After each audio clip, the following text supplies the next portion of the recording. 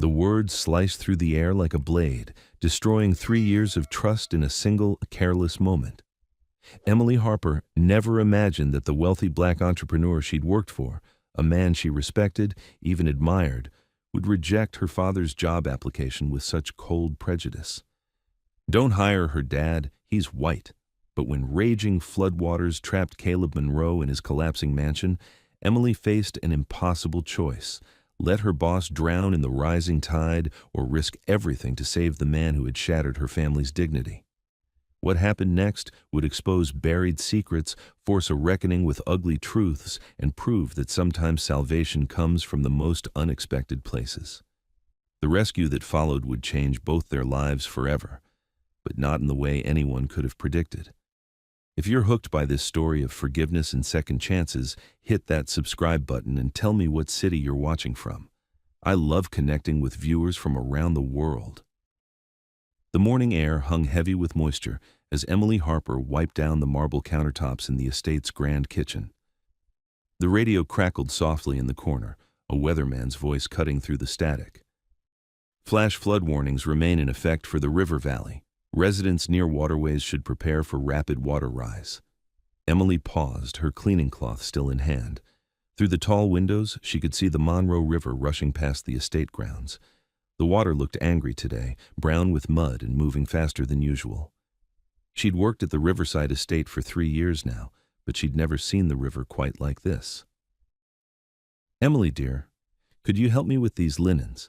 Marianne Lewis's warm voice drew Emily's attention. The estate manager stood in the doorway, her silver hair pulled back in its usual neat bun. At 60, Marianne had a way of making everyone feel both respected and cared for. She treated the staff like family, something Emily appreciated more than she could say. "Of course, Miss Marianne." Emily folded her cloth and followed the older woman down the hallway. The Monroe estate sprawled along the riverbank like something from a magazine. Caleb Monroe had bought the property 2 years ago, turning the old mansion into his private retreat. He ran his property development business from here, hosting meetings in rooms that overlooked perfectly manicured gardens. Emily had to admit, it was beautiful. Even on a gray morning like this, with storm clouds gathering overhead, the place had a quiet elegance that made her feel lucky to work here. She earned good money keeping the house spotless, and Marianne treated her fairly. It was more than many housekeeping jobs offered. "The storm has me worried," Marianne said as they walked. "Mr. Monroe's been getting calls all morning about flooding at his other properties. We might need extra hands if things get bad here." Emily nodded, folding towels with practiced efficiency. She'd grown up in this valley. Her family had lived through plenty of spring storms. "My dad always says the river has a mind of its own. Best to respect it and stay ready." "Your father sounds like a wise man. What does he do?" "Maintenance work, mostly. He's good with his hands. Plumbing, electrical, carpentry. He can fix just about anything." Emily's voice carried obvious pride. Robert Harper had raised her on his own after her mother died when Emily was 12. He'd worked double shifts to keep food on the table and never once made her feel like a burden. Marianne's eyes brightened. "Is he looking for work right now?" "We've been talking about bringing in temporary help, especially with storm season starting." Emily's heart jumped. Her father had been out of work for 2 weeks after his last job ended. He'd been trying not to let her see how worried he was, but she knew money was getting tight. "He might be interested. Should I ask him?" "Please do. Have him call me if he'd like to discuss it." Emily finished her morning tasks with new energy. During her lunch break, she stepped outside to call her father. The wind had picked up, sending leaves dancing across the estate's stone pathways. "Dad, it's me." "Hey, sweetheart, how's your day going?" Robert Harper's voice always made Emily smile. Even when times were tough, he never lost his gentle humor. She could picture him now, probably sitting at their small kitchen table with a cup of coffee and the newspaper spread out in front of him. "Good, actually. There might be some work here at the estate. They need someone for maintenance, maybe temporary, but it could lead to something regular. Are you interested?" A pause. "What kind of maintenance?" "Storm prep, mostly, making sure everything's secure. The usual repair work, too, I'd guess. It pays well, Dad. Mr. Monroe takes care of his people." "Send me the details, honey. I'll look into it." Emily could hear the hope in his voice, carefully controlled, but definitely there. It made her chest tight with emotion. Her father had given up so much for her over the years. It felt good to maybe help him for once. I'll talk to Miss Marianne this afternoon and get everything set up. After lunch, Emily found Marianne in the estate office, going over supply lists with worried concentration. Miss Marianne, I talked to my dad. He's very interested in the maintenance position. Marianne looked up with relief. Wonderful. Have him come by tomorrow morning if possible. I'd like to meet him, and if things go well, we could start him right away. The weather reports keep getting worse. Emily felt a warm glow of satisfaction. This could solve so many problems. Her father would have work, the estate would have the help it needed, and she'd get to see him every day. It seemed perfect. That afternoon, as gray clouds gathered overhead, Emily worked with extra purpose. She cleaned windows, organized supply closets, and helped other staff members secure outdoor furniture. The estate employed about a dozen people, housekeepers, groundskeepers, a cook, and a few office workers who helped Caleb with his business. Most of the staff was friendly enough, though Emily kept mostly to herself. She'd learned early in life that it was easier to stay professional and avoid drama. But Nora Fields, one of the other housekeepers, had become a real friend over the past year. "You look happy today," Nora observed as they worked together in the main sitting room. "Good news?" Emily explained about her father possibly getting hired. Nora, a woman about Emily's age with kind eyes and an easy smile, clapped her hands together. "That's fantastic. Your dad sounds like exactly what this place needs. Mr. Monroe's been stressed about all the storm damage at his other properties. Having someone reliable here would be perfect." As evening approached, Emily finished her tasks and prepared to leave. Rain had started falling in steady drops, pattering against the tall windows. She gathered her purse and jacket, already planning what she'd cook for dinner, maybe something special to celebrate her father's potential new job. Walking through the main hallway toward the exit, Emily could hear voices from Caleb Monroe's office. The door was slightly open, and she caught glimpses of her boss as she passed. Caleb Monroe was 32 years old, and exactly what people pictured when they heard the words self-made millionaire. He carried himself with quiet confidence, dressed in perfectly fitted clothes, and spoke with the kind of authority that came from success. He was handsome too, with dark skin and intelligent eyes that seemed to take in everything around him. Emily had always found him polite but distant. He said good morning when he saw her, thanked her for her work, and treated her fairly. But there was a wall around him, something that kept everyone at arm's length. She'd never seen him truly relax or smile with genuine warmth. Tonight, he looked stressed. She could see him pacing behind his desk, phone pressed to his ear. "No, that's not acceptable. I don't care what it costs. Get those tenants moved to higher ground before midnight. Yes, I understand it's expensive. Do it anyway." Emily paused despite herself. Whatever problems he was dealing with at his other properties, it sounded serious. She hoped the estate itself would stay safe. The rain grew heavier as she drove home to the small apartment she shared with her father. Their place wasn't fancy, just 2 bedrooms in an older building, but it was clean and comfortable. Emily had decorated it with plants and family photos, making it feel like home. Robert Harper was waiting with dinner, already prepared. At 58, he was still strong and capable, with calloused hands and the kind of steady presence that made people trust him immediately. His hair had gone silver at the temples, and worry lines had appeared around his eyes over the past few months, but his smile was as warm as ever. "Smells good, Dad. Just spaghetti and meat sauce, nothing fancy." He served 2 plates and sat down across from her. "Tell me more about this job possibility." Emily explained everything Marianne had told her, the temporary nature of the position, the focus on storm preparation, the good pay. Her father listened carefully, asking thoughtful questions. "It sounds promising, sweetheart. I appreciate you thinking of me." "You don't have to thank me. You'd be helping them out just as much as they'd be helping you. The place needs someone with your skills." Robert smiled, but Emily could see the worry he was trying to hide. 2 weeks without work felt like forever when bills needed paying. This job could be exactly what they both needed. After dinner, they sat together watching the local news. The weather reports were getting more serious by the hour. 3 inches of rain had already fallen, with more expected overnight. The river was rising faster than usual. "Looks like tomorrow's going to be interesting," Robert said quietly. Emily nodded, watching footage of swollen creeks and waterlogged roads. She thought about the estate sitting right beside the river, about all the valuable things inside that beautiful house. No wonder Caleb Monroe was stressed about storm preparation. "Dad, when you go in tomorrow, make sure you mention your experience with flood damage.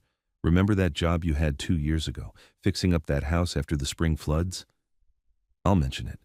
Don't worry, honey. I know how to interview for work." Emily blushed. "Sorry, I just want this to work out." "Me too." The rain drummed against their windows all night. Emily fell asleep thinking about the morning, hoping her father would make a good impression, hoping this opportunity would turn into something stable and lasting. She woke before dawn to the sound of heavier rain and wind rattling the building. The weather had definitely gotten worse overnight. She checked her phone, no messages from work yet, but it was still early. After a quick shower and breakfast, Emily drove carefully through wet streets to the estate. Tree branches littered the roads and water pooled in low areas. By the time she reached the mansion, she was genuinely worried about what the day might bring. The estate grounds looked different in the gray morning light. The river had risen noticeably, and the usually pristine gardens were waterlogged. Staff members were already moving equipment to higher ground and securing anything that might blow away. Emily parked and hurried inside, where she found controlled chaos. Marianne was coordinating storm preparations, while the groundskeeping crew worked to protect outdoor furniture and equipment. Everyone moved with urgent purpose. "Emily, thank goodness you're here," Marianne said. "We're moving all the valuable items from the lower-level rooms. Could you help organize the storage area upstairs?" "Of course. Is my father still coming in this morning?" "If he can make it safely, yes. We need all the help we can get."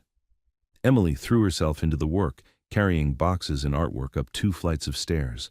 The physical labor felt good, helping her channel nervous energy into something productive. Other staff members worked alongside her, everyone focused on protecting the beautiful home they all cared about. Around 9 o'clock, Emily heard a car pull up outside. Through the window she could see her father's old pickup truck. Despite everything happening around her, she felt a flutter of excitement. This was going to work out, she just knew it. Robert Harper climbed out of his truck wearing his best work clothes and carrying a small toolbox. Even in the pouring rain, he looked competent and reliable. Emily watched him walk up to the main entrance with confidence in every step. Marianne met him at the door, and Emily could see them talking near the foyer. Her father nodded seriously as Marianne explained the situation. Then, they walked together toward Caleb Monroe's office. Emily tried to focus on her work, but part of her attention stayed on that hallway. Everything felt balanced on the edge of this moment. If her father got this job, so many things would get better for both of them. The morning continued with increasing urgency as weather reports grew more alarming. The river was rising faster than predicted, and flash flood warnings had been extended through the evening. Emily helped wherever she was needed, but she kept checking the clock and wondering how her father's meeting was going. Then, just before noon, she saw them. Her father and Marianne walking back toward the main entrance. Robert Harper's expression looked neutral, professional. Not disappointed, but not excited either. Emily's stomach tightened with worry. Had something gone wrong? She finished organizing the storage room and hurried downstairs, hoping to catch her father before he left. But as she reached the main hallway, she heard voices ahead of her. Caleb Monroe stood near his office door, talking to Ethan Cole, his friend and business partner who often visited the estate. Emily had never liked Ethan much. He had a way of making casual comments that felt dismissive, especially about the staff. Emily slowed her steps, not wanting to interrupt, but then she heard her father's name and couldn't help listening. "So Marianne wants to hire the housemaid's father for maintenance work," Ethan was saying. "Interesting choice." "Emergency staffing," Caleb replied. "We need someone fast." "Sure, but you know how these family situations can get complicated. Hire one. Suddenly you're responsible for both of them. And mixing the staff's personal lives with business." Emily felt heat rise in her cheeks. Her father wasn't asking for charity or special treatment. He was a skilled worker who could do the job better than most people. She was about to walk past and pretend she hadn't heard anything when Caleb spoke again, his voice carrying clearly down the hallway. "You're right. Better to keep things simple." He He paused. Don't hire her dad. He's white. The words hit Emily like cold water. She stopped walking, her heart hammering against her ribs. Had she heard that correctly? Caleb continued talking to Ethan, but Emily couldn't process the words.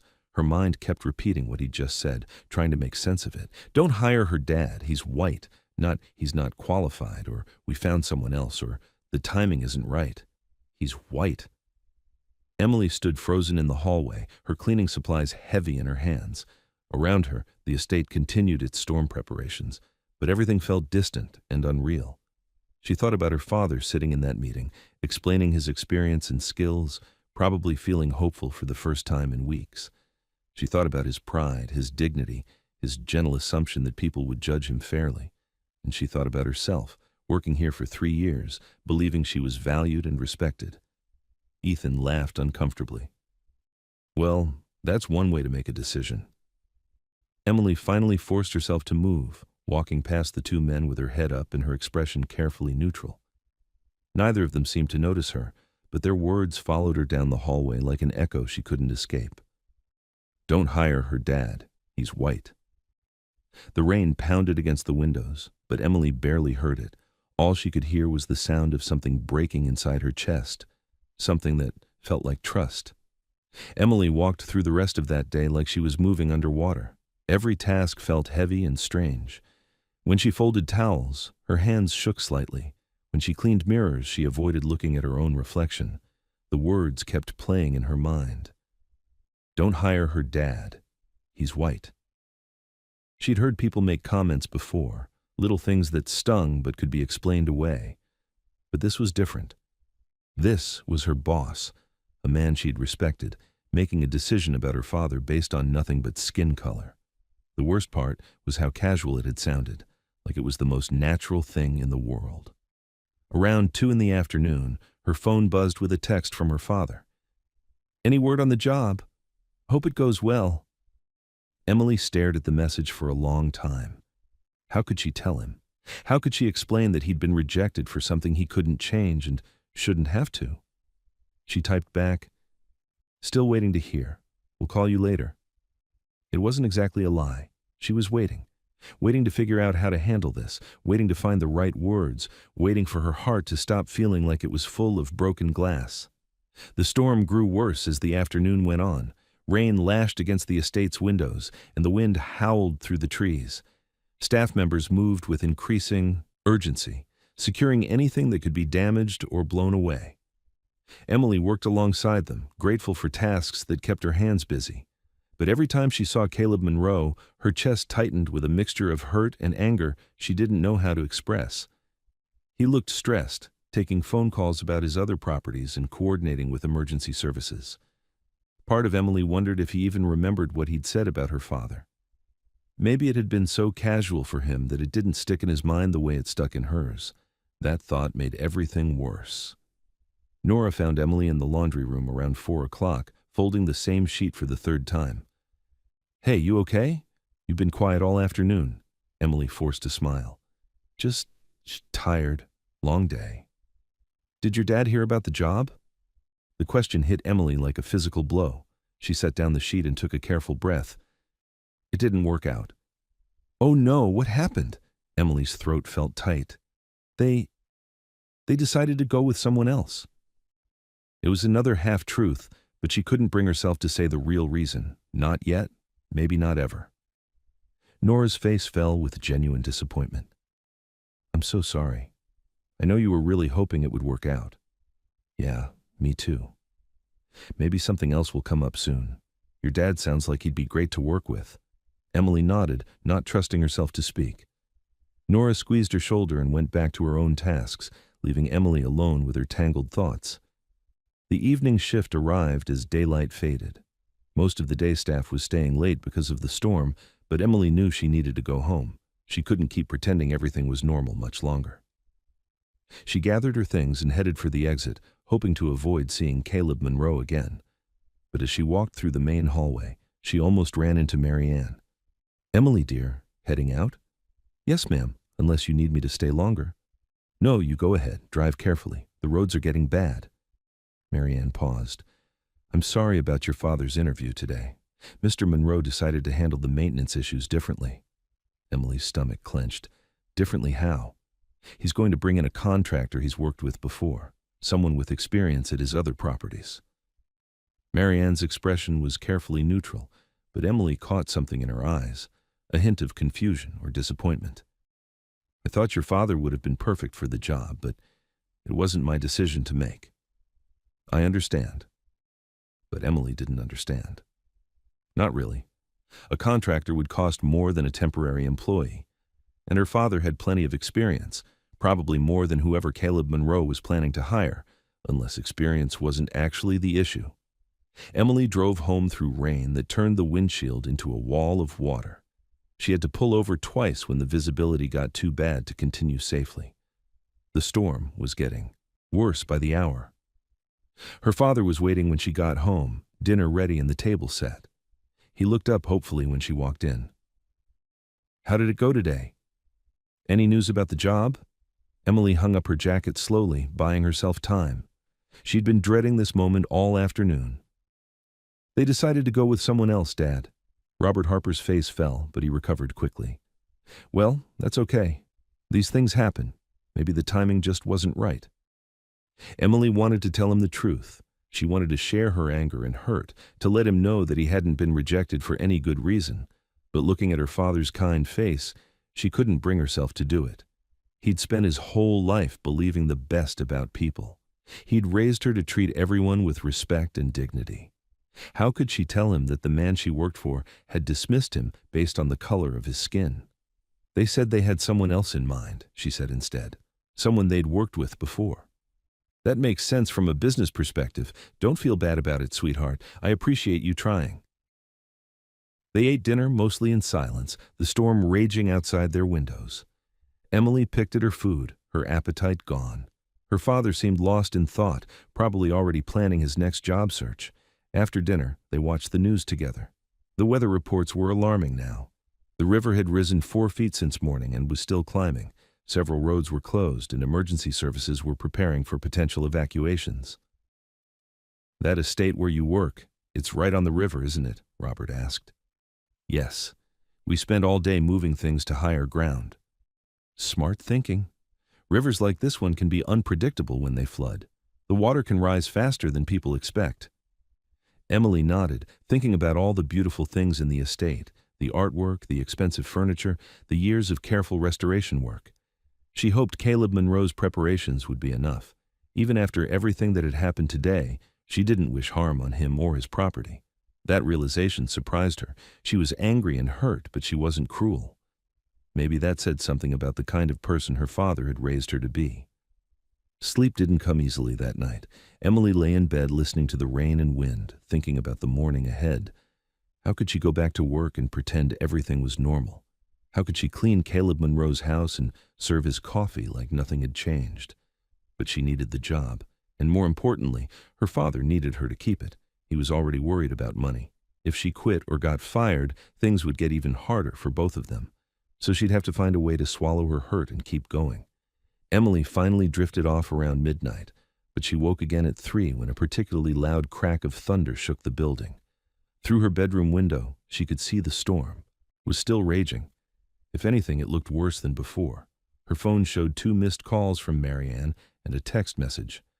Estate flooding. All staff please stay home unless emergency. We'll update tomorrow. Emily sat up in bed, suddenly wide awake. The estate was flooding? She thought about all the people who might still be there, about the careful preparations they'd made, about the river that had looked so angry yesterday morning. Part of her felt vindicated. Caleb Monroe had made his choice about her father. Now he'd have to deal with the consequences of being short-staffed during an emergency. But another part of her, the part her father had shaped with his quiet wisdom, felt genuinely worried. Flooding was dangerous. People could get hurt. Emily tried to go back to sleep, but images kept flashing through her mind. The estate's lower-level rooms, the ones they'd worked so hard to clear out, the river running brown and fast past the windows.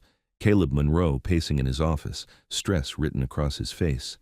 Dawn came gray and stormy. Emily woke to find her father already up, coffee made and breakfast on the table. Bad night, he said, nodding toward the window. Radio says the river's still rising. Emily checked her phone again. Another message from Mary Ann. Partial evacuation in progress. Estate still accessible but dangerous. Non-essential staff continue to stay away. Everything okay at your work? Robert asked, noticing her concerned expression. Flooding issues. They told us to stay home for now. Probably smart. No job is worth risking your safety. Emily ate breakfast mechanically, her mind elsewhere. She kept thinking about the estate's layout, about the rooms closest to the river, about how quickly water could rise when conditions were right. Around 9 o'clock, her phone rang. Mary Ann's name appeared on the screen. Emily? Thank goodness you answered. Miss Mary Ann, what's happening? We've got problems here. The river breached the sandbag barriers around 6 this morning. The lower levels flooded, and we're trying to evacuate the remaining staff and secure the most important items. Emily could hear stress and exhaustion in the older woman's voice. Is everyone safe? That's what I'm calling about. We did a head count an hour ago, and Mr. Monroe is missing. He went down to the document storage room early this morning to retrieve some important files. That whole section lost power when the water got into the electrical systems. Emily's stomach dropped. Missing how? He's not answering his phone, and no one's seen him since before the power went out. Emergency services can't get to that part of the building. There's too much water and debris. Emily closed her eyes, trying to process this information. Caleb Monroe was trapped somewhere in the flooded estate, possibly hurt, definitely in danger.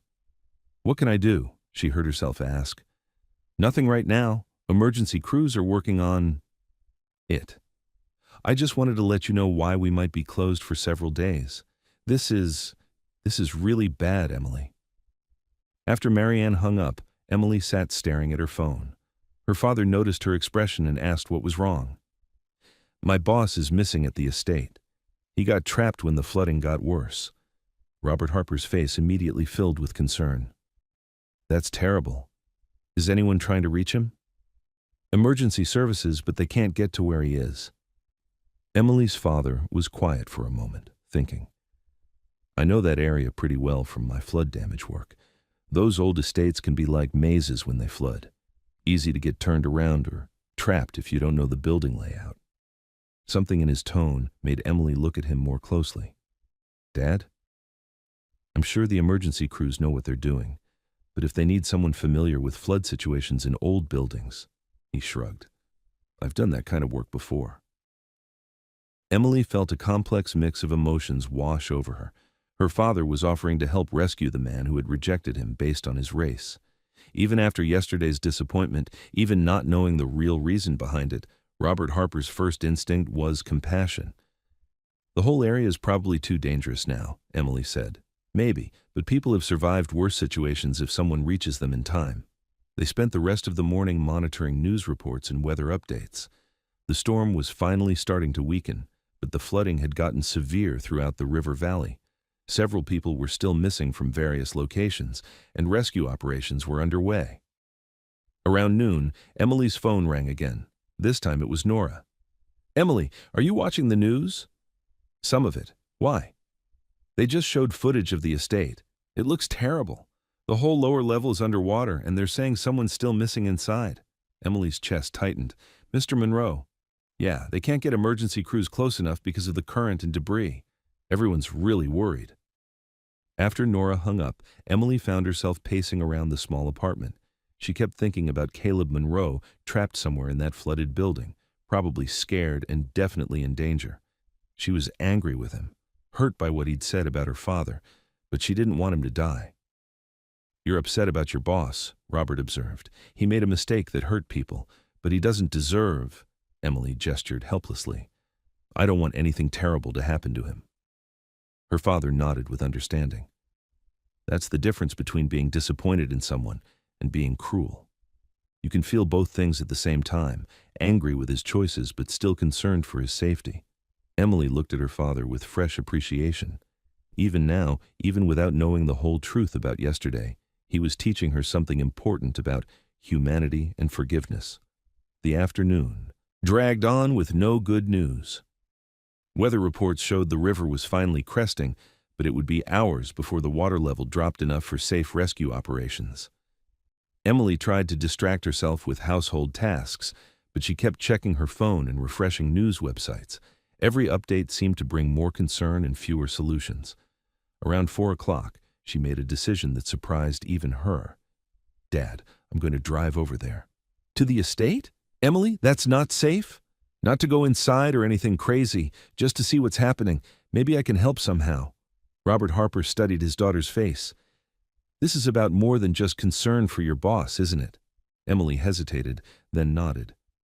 He made a choice yesterday that really hurt me. But if something happens to him, I'll always wonder if there was more I could have done." "Then we'll both go. I'm not letting you drive in these conditions alone." They made the trip slowly, navigating flooded roads and fallen branches. Emily had to take several detours where the main routes were completely impassable. The storm had done serious damage throughout the area. When they finally reached the estate, Emily could hardly believe what she saw. The elegant mansion looked like it was under siege. Brown water lapped at what had been the first-floor windows.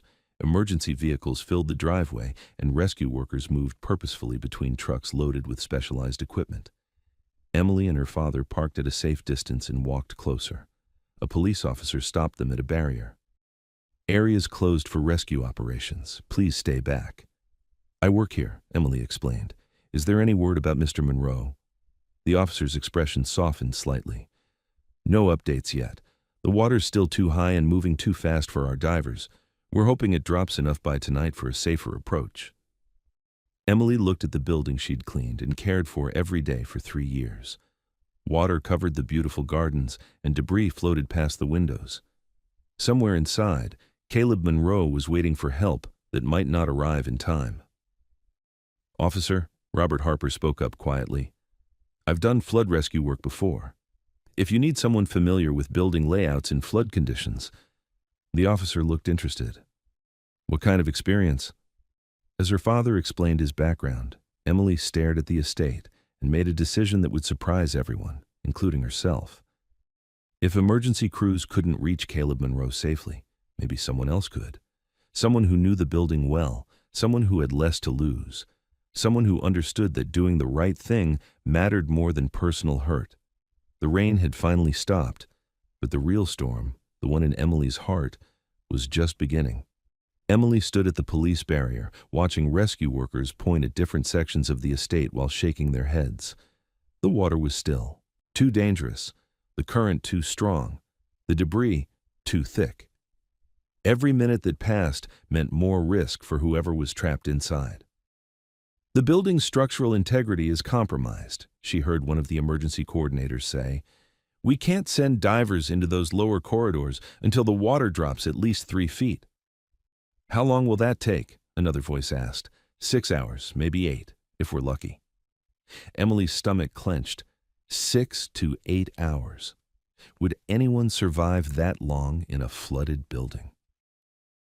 Her father had finished talking to the police officer and returned to her side. "They're interested in my flood experience, but they won't risk civilian lives, standard protocol."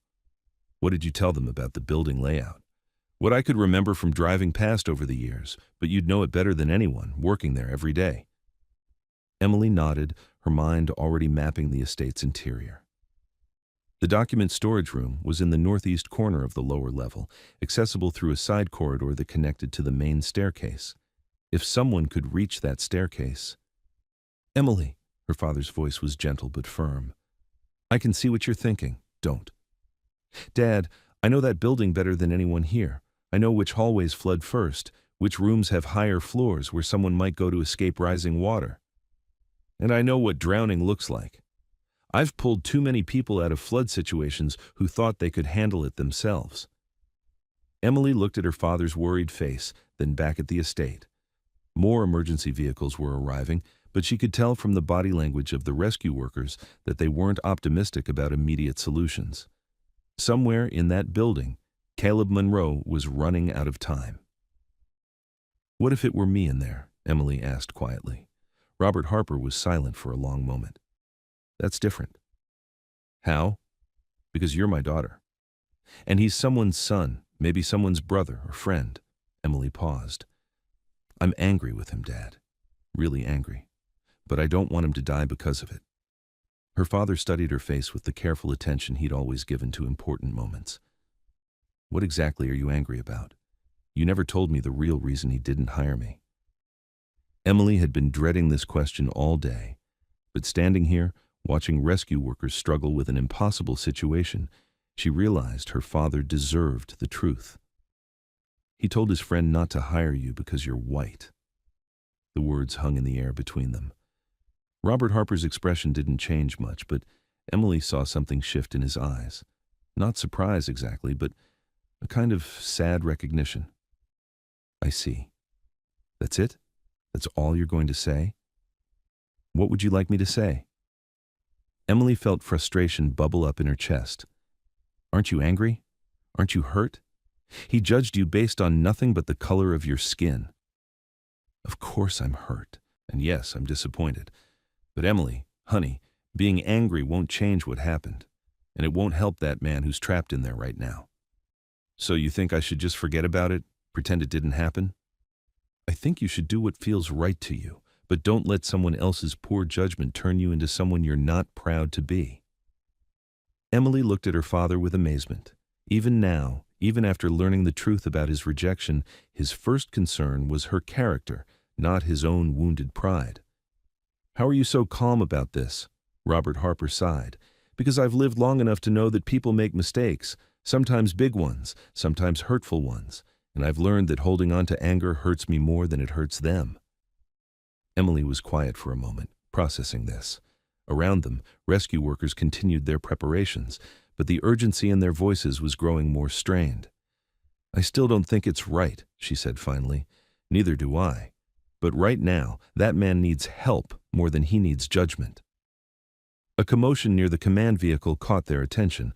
One of the emergency coordinators was speaking rapidly into a radio while pointing at the estate's upper windows. Emily and her father moved closer, straining to hear. Confirmed movement in the northeast corner, second floor. Someone's alive up there. Emily's heart jumped. That's near the document room. He must have made it upstairs when the water got too high. The coordinator continued talking. Water level's still rising in that section. We've got maybe 2 hours before the second floor starts flooding. 2 hours. Emily felt time pressing against her like a physical weight. She looked at the estate again, calculating. The main entrance was completely underwater, but there was a side door near the kitchen that led to the upper level. If someone could reach it. The service entrance, she murmured. What? There's a service entrance on the east side of the building. It connects to the kitchen stairway. If the water hasn't reached that level yet. Her father followed her gaze. Emily, no. I know what you're thinking, and the answer is no. Someone has to try. The emergency crews can't get close enough, and you heard them, 2 hours before that section floods completely. Let me talk to them. Maybe I can... Dad, you don't know the building layout well enough. I've walked those hallways every day for 3 years. I know every room, every staircase, every door. Robert Harper looked at his daughter's determined face and realized she'd already made up her mind. This isn't about the job rejection, is it? Emily considered the question honestly. Maybe partly, but mostly it's about doing what's right. You taught me that people matter more than our hurt feelings. I also taught you not to take unnecessary risks. Is it unnecessary if I'm the only person who can do it? Her father was quiet for a long moment. Around them, the rescue operation continued with increasing desperation.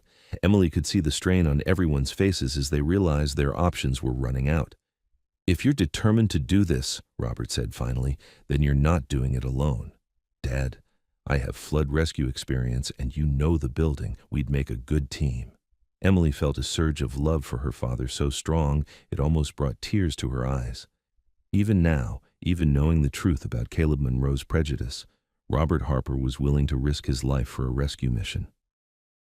Okay, she said, let's talk to the emergency coordinator. The conversation with the rescue team leader was tense and difficult. He understood their logic, but couldn't officially sanction civilian involvement in such a dangerous situation. What you're proposing is basically suicide, he said bluntly. That building could collapse at any time. The water's moving fast enough to knock you off your feet. And even if you reach him, how do you plan to get back out? Emily had been thinking about this problem. The upper-level windows on the west side faced the hill. If we could get Mr. Monroe to one of those rooms, could your team reach him from outside? The coordinator consulted with his team, studying building plans and elevation maps. After several minutes of intense discussion, he returned. Theoretically possible. We could position a ladder truck on the hill and extend to the second-story windows. But getting to that side of the building from where he is now, he shook his head. You'd have to navigate flooded corridors in complete darkness, possibly with someone who's injured or in shock. We'll manage, Emily said with more confidence than she felt. And if you don't, if you get trapped in there too? Emily looked at her father, who nodded slightly. Then at least we tried. The rescue coordinator was quiet for a long moment. Finally, he sighed. I can't officially authorize this, but if 2 civilians happen to access the building on their own, and if they happen to have radio communication with our team, he handed Emily a waterproof radio. Channel 7, check in every 15 minutes. Emily's hands shook slightly as she took the device. This was really happening. Her father squeezed her shoulder. We can still change our minds. Can we? Can you live with not trying? Robert Harper looked at the flooded estate, then back at his daughter. No, I guess I can't. They spent the next hour planning their approach with input from the rescue team. The service entrance was accessible if they waded through about 3 feet of water, dangerous but manageable for 2 strong swimmers. From there, they'd need to reach the main staircase and climb to the second floor. The tricky part will be finding him once you're up there, the coordinator explained. That whole section lost power hours ago. You'll be working with flashlights only. Emily accepted a heat, waterproof flashlight, and emergency supplies. Her father did the same, checking the equipment with the practiced efficiency of someone who'd done rescue work before. Ready? He asked. Emily looked at the estate one more time, thinking about everything that had brought her to this moment. A job she'd loved, a boss she'd respected, a father who'd been rejected for prejudicial reasons, and now a chance to save the life of the man who'd caused so much hurt. Ready. They waded into the floodwater together, Emily leading the way toward the service entrance. The current was stronger than she'd expected, and the water was shockingly cold. Debris bumped against their legs, branches, pieces of furniture, things she couldn't identify in the murky water. Steady, her father said behind her. Take your time. The service door was partially submerged, but still functional. Emily struggled with the lock. Her keys worked, but the water made everything slippery and difficult. Finally, the door opened, and they stumbled into the flooded kitchen. Inside the estate, everything looked alien and wrong. Water covered the beautiful tile floors, and floating debris created obstacles everywhere they looked. The silence was eerie. No electrical hum, no air conditioning, just the sound of water lapping against walls and their own breathing. This way, Emily whispered, though she wasn't sure why she was whispering. They made their way carefully toward the main staircase, using their flashlights to navigate around floating furniture and fallen ceiling tiles. The water was deeper here, almost chest-high in some places. Emily. Her father's voice was tense. Listen. She stopped moving and concentrated. Over the sound of water, she could hear something else, a rhythmic tapping, like someone knocking on a wall or pipe. Second floor, she breathed. Someone signaling. They reached the staircase and began climbing. The water followed them up the first few steps, but by the time they reached the second-floor landing, they were finally on dry ground. Emily's radio crackled. Team Alpha, this is base. Status report. We're inside the building, second floor. We can hear signaling. Someone's definitely alive up here. Copy that. Be advised, water level is still rising. You've got maybe 90 minutes before that floor starts flooding. Emily and her father exchanged glances. 90 minutes to find Caleb Monroe, assess his condition, and get him to the west side of the building for pickup. Which way? Robert asked. Emily oriented herself in the darkness. Northeast corner. Document storage area is down this hallway. They moved carefully through corridors Emily knew by heart but barely recognized in the darkness. Water damage was everywhere, sodden carpet, buckled walls, the smell of flood and destruction. The tapping sound grew louder as they approached the northeast section. Emily's heart was pounding now, from exertion and adrenaline and the growing realization of what they were attempting. Mr. Monroe, she called out, can you hear me? The tapping stopped abruptly. Then, faintly, they heard a voice. "Here, I'm here." Emily and her father hurried toward the sound, flashlight beams dancing ahead of them. They found Caleb Monroe in what had once been a storage closet, sitting on top of a metal filing cabinet with water lapping at the base. He looked terrible, soaked, exhausted, and clearly in pain. But his eyes were alert, and he was conscious. "Emily?" His voice was hoarse with surprise. "What are you doing here?" Emily felt a complex rush of emotions, relief that he was alive, anger that still simmered beneath the surface, and something else she couldn't quite identify. "Saving your life," she said simply. Caleb Monroe stared at her in the flashlight beam, and Emily saw the exact moment when he remembered what he'd said about her father the day before. His expression changed from relief to shame to something that might have been gratitude. He began. "We can talk later," Emily interrupted. "Right now, we need to get you out of here. Can you walk?" "I think so. My ankle's twisted, but I can put weight on it." Robert Harper stepped forward. "I'm Emily's father. We're going to help you get to the west side of the building where the rescue team can reach us."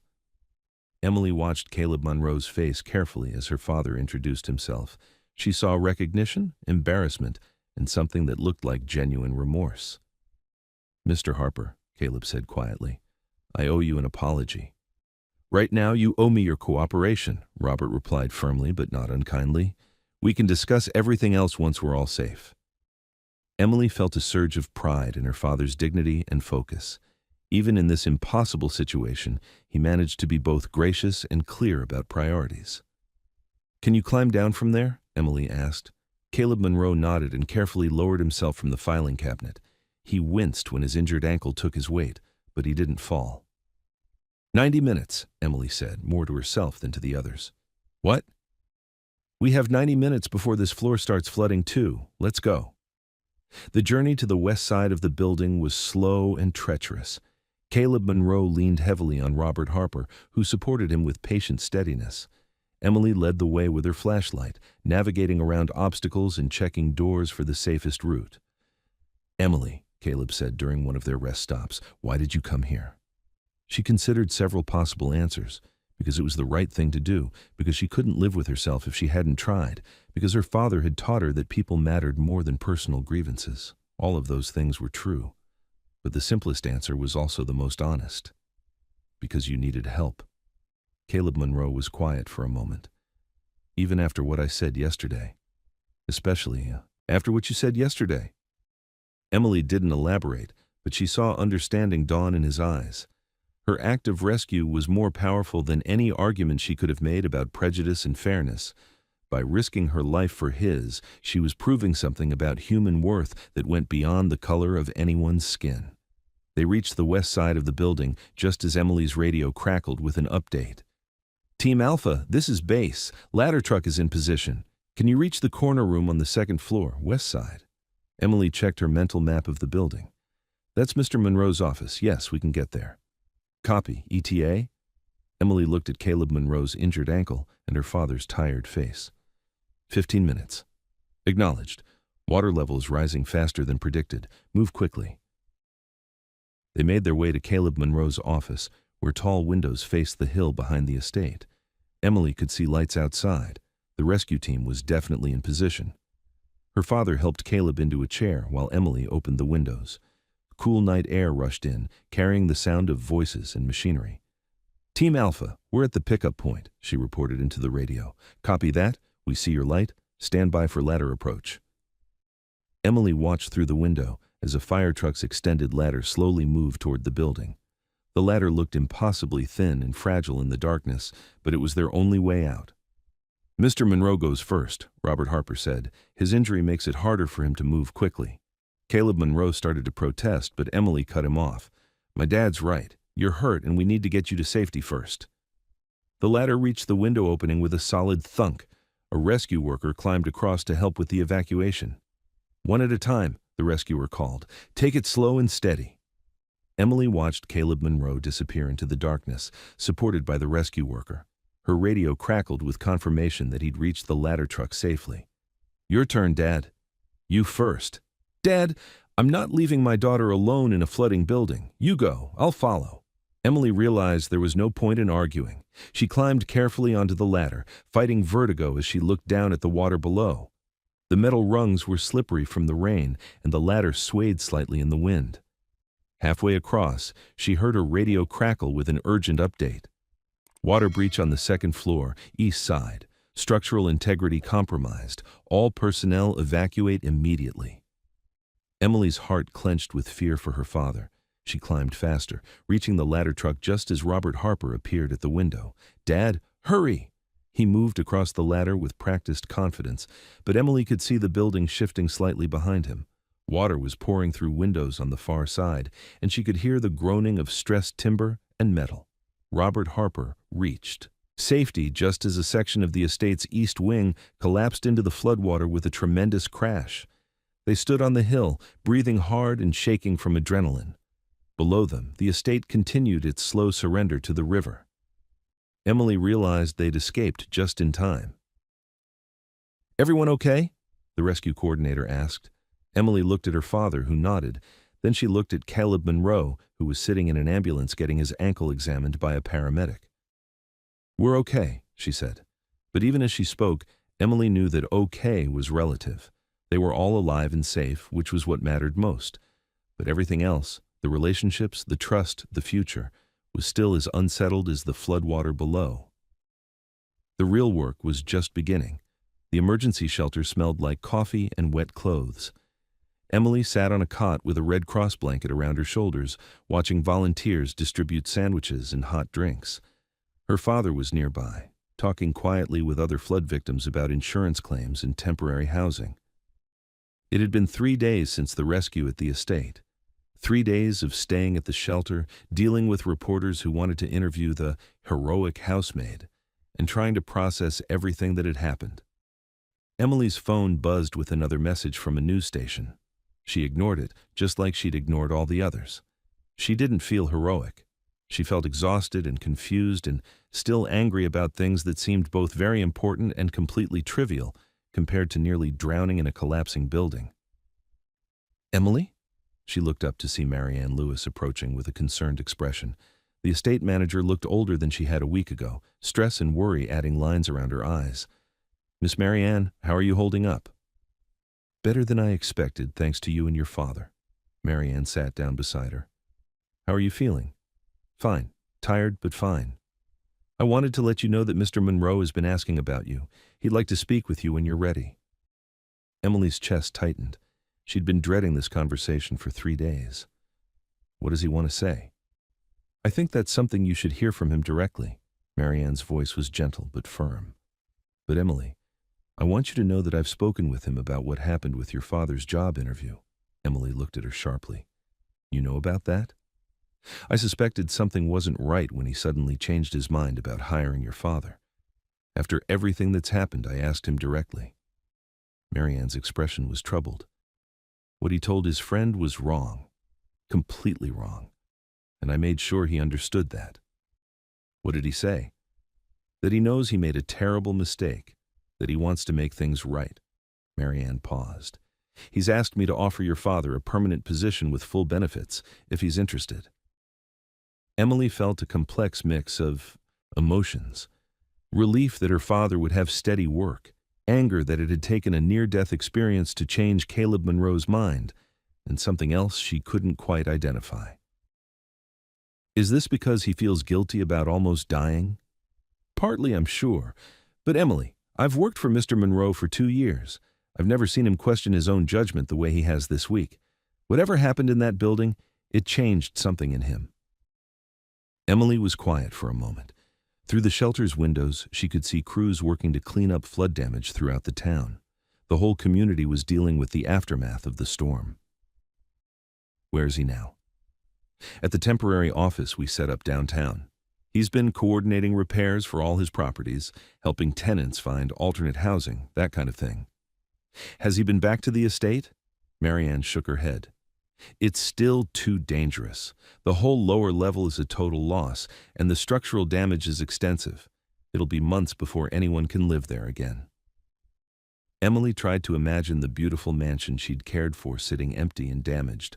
All those rooms she'd cleaned, all that elegant furniture, all the careful restoration work, gone.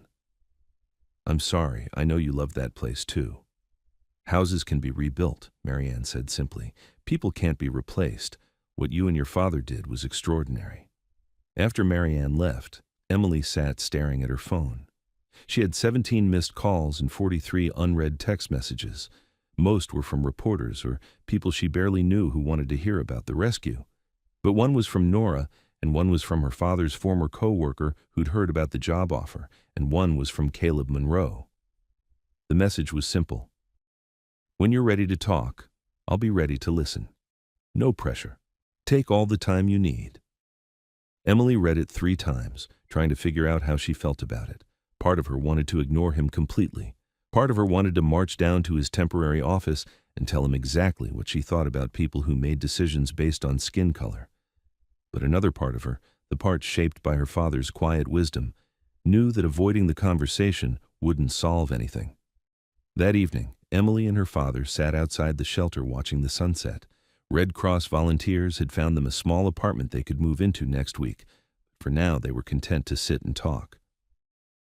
Miss Marianne told me about the job offer, Robert said. What do you think about it? I think it's a good opportunity. Steady work, fair pay, benefits for both of us since you work for the same company. He paused. But I also think it's complicated. Because of what he said about you? Because of what it means for you. If I take this job, you'll have to see him every day.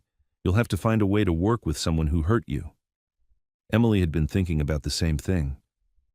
Maybe that's not necessarily bad. Maybe it's a chance to figure out if people can actually change. Her father smiled. That sounds like something I might have said to you once. You've said it to me about 100 times. Different situations, same message. Emily pulled the blanket tighter around her shoulders. Do you think you can forgive him? Robert Harper was quiet for a long moment. I think forgiveness isn't really about him. It's about me deciding not to carry anger around like a heavy backpack. But that doesn't mean pretending what he said was okay. So you can forgive someone and still hold them accountable? I think that's exactly what real forgiveness looks like. The next morning, Emily made her decision. She called the number Caleb Monroe had texted and asked if they could meet. He suggested a small coffee shop downtown, neutral territory where they could talk without the weight of the estate's memories hanging over them. Emily arrived early and chose a table near the window where she could watch people walking past on the sidewalk. Caleb Monroe looked different when he walked in. Older, somehow, more uncertain. He moved carefully, favoring his injured ankle, and his usual confident bearing was replaced by something more humble. Emily, thank you for agreeing to see me. She nodded but didn't smile. You said you wanted to talk. He sat down across from her, his hands wrapped around a coffee cup like he needed something to hold on to. I owe you more than I can ever repay. You and your father saved my life. That's not why I'm here. I know. Caleb Monroe took a careful breath. I'm here because I said something terrible about your father, something that was wrong and hurtful and based on nothing but my own prejudice. Emily felt some of the tension in her chest ease slightly. At least he was being direct about it. Why did you say it? Because I was scared. The answer surprised her. Scared of what? Of being seen as someone who shows favoritism, of having people think I make decisions based on personal relationships instead of business sense. He paused. And because I've been told my whole life that I have to work twice as hard and be twice as careful to get the same respect other people get automatically. Emily studied his face. So you decided to prove you weren't playing favorites by discriminating against my father? Yes. And it was stupid and cruel and exactly the kind of thing I always promised myself I'd never do. What kind of thing? Treating someone badly because of something they can't control. Caleb Monroe's voice was quiet but steady. I became the kind of person I've spent my whole life fighting against. Emily was quiet for a moment, processing this. Do you understand how much you hurt him, how much you hurt me? I'm beginning to, and I'm ashamed of it. Being ashamed isn't enough. No, it's not. That's why I asked Marianne to offer your father a permanent job. That's why I'm here talking to you instead of just sending an apology letter. He leaned forward slightly. Emily, I want to make this right. but I don't know how." Emily looked at this man who had dismissed her father based on his race, who had nearly died because of his own poor judgment, who was now sitting across from her, asking for guidance on how to be better. You start by understanding that forgiveness isn't automatic just because you're sorry, and you keep going by proving through your actions that you've actually changed. Caleb Monroe nodded. "Will you give me that chance?" Emily thought about her father's words about forgiveness being a choice not to carry anger like a heavy backpack. She thought about the scared man she'd found trapped in that flooded building. She thought about the long work of rebuilding trust and whether it was worth the effort. "I don't know yet," she said honestly, "but I'm willing to see what happens." Over the following weeks, Emily discovered that rebuilding was harder and more complicated than she'd expected. Her father accepted the job offer and began working on flood repairs throughout Caleb Monroe's properties. The work was steady and well paid, and Robert Harper threw himself into it with his usual quiet competence. Emily returned to her housekeeping job, but everything felt different now. The estate remained closed while contractors dealt with extensive damage, so she worked at Caleb Monroe's temporary office downtown, helping coordinate repairs and manage the flood recovery. Working closely with him was strange at first. Emily found herself watching for signs of the prejudice that had hurt her family, listening carefully to how he spoke about contractors and tenants and employees. But what she saw was someone genuinely trying to do better. He hired a diverse crew for the estate repairs and made sure they were paid fairly and treated with respect. When one of his tenants, an elderly black woman whose apartment had flooded, needed help finding temporary housing, he personally drove her to 3 different locations until she found something suitable. Small things, but Emily noticed them. "He's trying," she told her father one evening over dinner in their new apartment. "Trying is good," Robert replied, "but consistency is better. Let's see if he keeps it up when the spotlight fades." The spotlight was definitely real. Local news stations had picked up the story of Emily's rescue, and for several weeks reporters called regularly asking for interviews. Emily declined most of them, but she agreed to speak at a community meeting about flood preparedness. Standing in front of a room full of neighbors and local officials, Emily found herself talking not just about emergency planning, but about the choices people make in crisis situations. When someone needs help, you don't ask about their politics or their race or whether they've been kind to you, she said. You ask whether you can live with yourself if you don't try to help. After the meeting, an older woman approached her with tears in her eyes. "My grandson is mixed race," the woman said. "He's been dealing with some difficult situations at school, kids saying things, making judgments. I'm going to tell him about what you did, about choosing to help even when you had good reasons to stay angry." Emily drove home that night, thinking about the woman's words. She realized that her decision to rescue Caleb Monroe had become about more than just the two of them. It had become a story other people were using to think about forgiveness and second chances and what it meant to do the right thing. The responsibility felt heavy sometimes. 3 months after the flood, Emily got a call from Marianne asking if she'd like to tour the estate and see the reconstruction progress. She agreed, curious about how the place was being rebuilt. The damage was extensive, but not total. The entire lower level had been gutted and was being redesigned with better flood protection.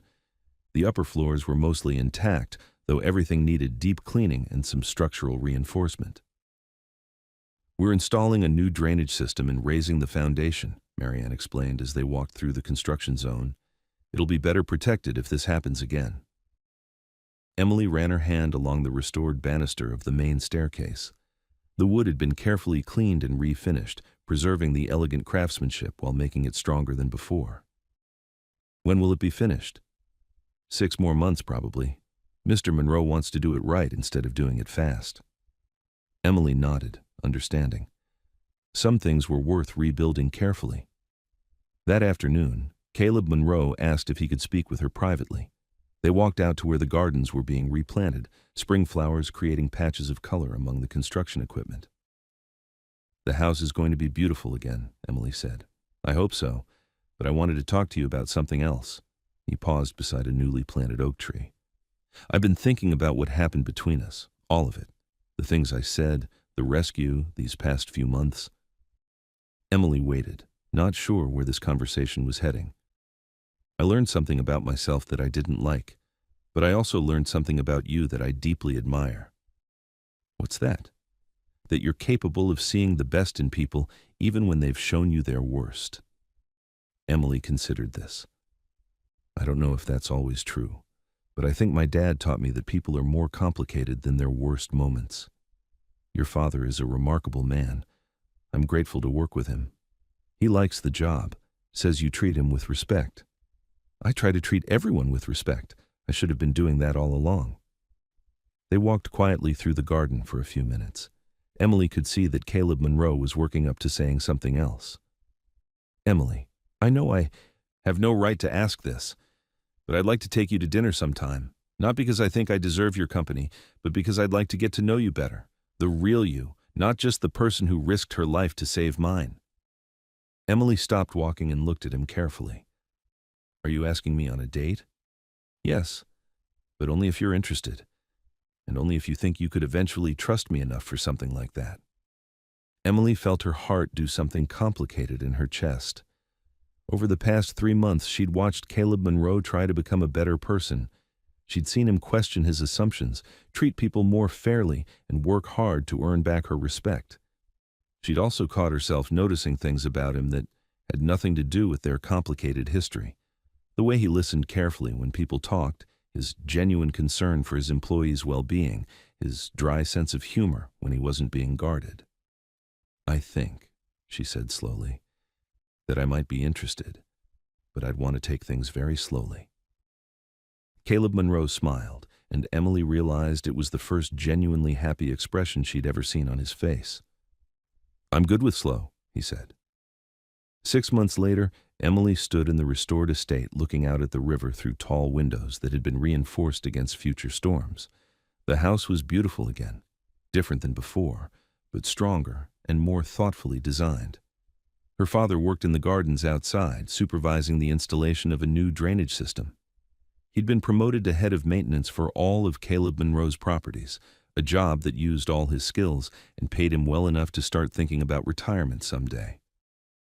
It turned out better than I expected, Caleb said, joining her at the window. The house. Everything. Emily smiled and took his hand. The relationship between them had grown slowly and carefully, like the new oak tree planted in the garden.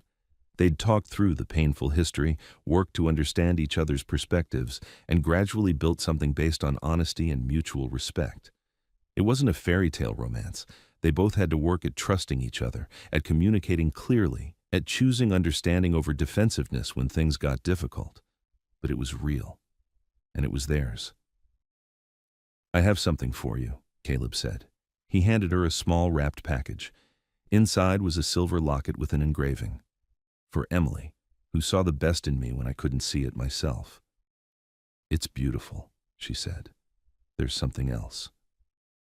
Emily opened the locket and found a tiny photo, not of her or Caleb, but of her father working in the garden, his face peaceful and content. Because he's the one who taught you how to forgive, Caleb explained, and because none of this would have happened without his example. Emily felt tears prick her eyes. The gift was perfect, acknowledging her father's role in shaping who she was, honoring the man who had been unfairly rejected, but chose grace over bitterness. Thank you. Thank you. For giving me a second chance, for showing me what real strength looks like. Emily looked out at the river, running clear and peaceful in the late afternoon sunlight. The water that had once seemed so threatening now looked simply like part of the landscape, powerful but manageable if you respected it and prepared properly. Do you think people can really change? She asked. I think people can choose to change, and I think having someone believe in that possibility makes the choice easier.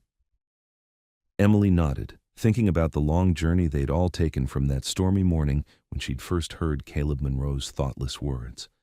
The path from hurt to healing hadn't been straight or simple, but it had led somewhere good. I love you, she said quietly.